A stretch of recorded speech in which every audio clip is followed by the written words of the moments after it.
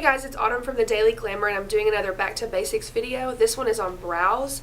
I probably get this question more than anything about how to do brows and how I do my brows. So I wanted to show you the products and kind of steps that I go through every day to put my brows on because they're very thin. Even if you don't have super thin brows, you can probably still use some of the products that I'm going to talk about today. So let's get started. Okay, so basically this is me with kind of one eyebrow done, not completely but partially. I use a series of products to do my brows because I over-tweezed them when I used to work at Clinique. Just a lot of mirrors and a lot of downtime and tweezers in my pocket.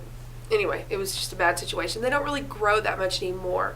I'll have a few, hairs here and there that I need to pluck, and I always use this brand of tweezer, which is called Tweezer Man. They're absolutely the best tweezers. I've tried all different kinds, and they're a little bit expensive, but worth it, I think, if you can keep up with them. I also found this cool little case. Oops, there's my travel pair. I have a green pair and a pink pair. I found this cool little travel case at, I think it was at Bed Bath & Beyond, and it has a little slot here for the tweezers to fit into, and then a magnifying mirror. So I carry that in my purse because sometimes you get in the car and things look way different in the sunlight than they do in your bathroom. So I always check for things that need to be plucked. I have just a really thin brow, and it's sparsely grown, and it looks even more light because my hair is really dark, and your brows should really be darker or right at the same color as your hair. So that's why I kind of enhance them, because otherwise they look really weak and kind of anemic is the best way to describe it. So what I start by doing is applying a brow pencil, and I use this one from Maybelline called Define a Brow, and they run about $5 or $6, and it's a twist up. You can see that it's really small and has a super fine tip, which I think is really great because it gives me the ability to shape it however I want, and also to kind of taper down towards the edge. So I start by applying that first, and there's a lot of rules to remember, or at least consider when you're putting on your brows. And even if you have really nice brows, they might need a little bit of enhancing. I kind of think about three things when I'm shaping my brow: spacing, the space between the brows here as well as on the outside. I think about the angle, so kind of creating this arch. And then also the tapering. So you want the brow to be thicker at the top part here, closest to your nose, and then thinner as it goes out.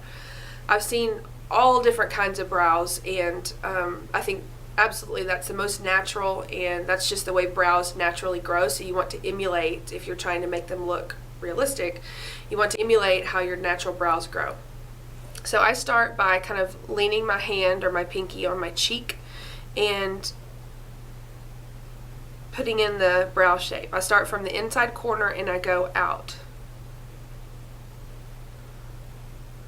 You can draw kind of a harsh line if you want, but what I usually do is just kind of feather it towards the inside. That way it looks a little bit more like hair rather than a sharp line. I used to do a sharp line, but I've kind of changed some things. So, and then I come right along. Now what I typically do is kind of pull my brow up so that I can make a good line there.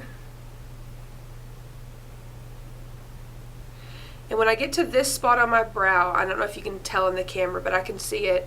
When I arch or kind of raise my brows, there's almost a little indentation or like a dimple or something right here, and that's where the natural arch of my brow should be. So I'm going to kind of stop the line about there and then come down at an angle. Now I don't want it too sharp, if it's just like a really sharp point that looks kind of odd. So what I usually do is try to round that a little bit, not completely sharp, and if I get it too sharp, I'll just take a Q-tip, kind of soften it down, and then I just follow that line down, my natural brow line, and kind of taper it off towards the end. Okay, so that gives me my shape. And I also come underneath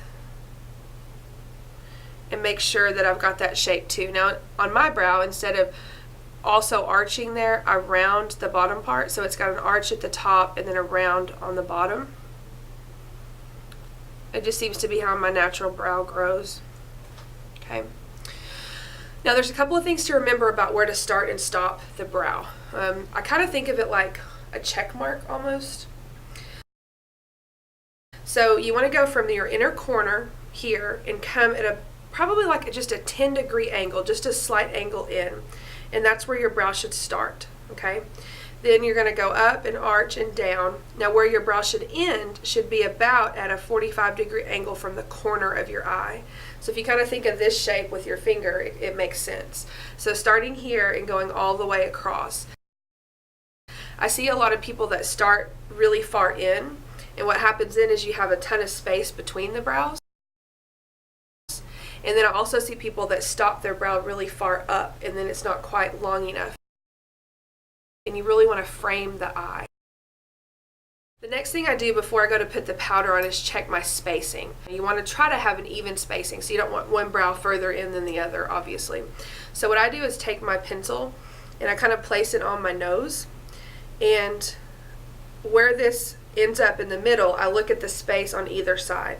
So the space from where this brow starts to the pencil is smaller on this side than on this side, then I know I need to bring it in just a little bit. I can also kind of look at the height of the brows too and make sure that it's just right.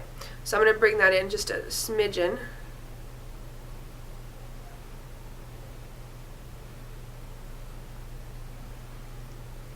And then I look at myself straight on and make sure the angle of the brow is correct. Sometimes it helps to look up close and then at a distance too, because you can kind of see a difference there.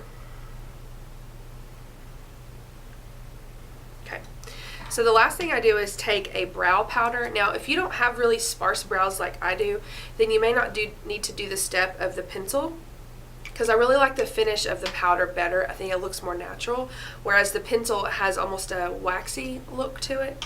So I use a brow powder by Clinique called Brow Shaper, and this color I use is called Shaping Taupe.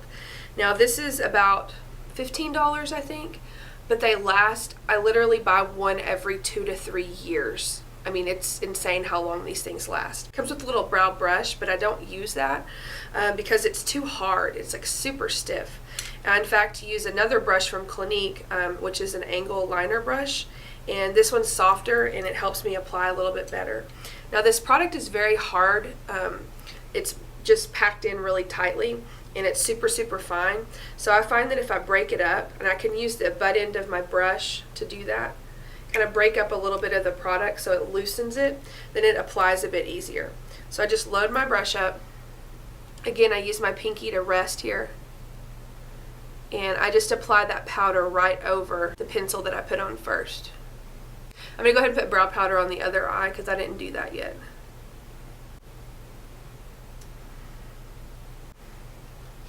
Okay, there's my brows. Oh, one other thing. Every couple of weeks or so I have to cut the brows because they tend to grow a little bit long in places. So I just brush them up. I use this side of the brush and just brush them up and use a scissor to trim them. Otherwise they can kind of get long and a little unruly, but that's just a good brow maintenance tip to do. I hope that back to basics brow tutorial really helped. I know I get a lot of questions on brows and I wanted to answer some of those. If you want to check out the look that I'm wearing, I'll put links to that in the description box so you can check that out, and I'll talk to you guys soon. Bye bye.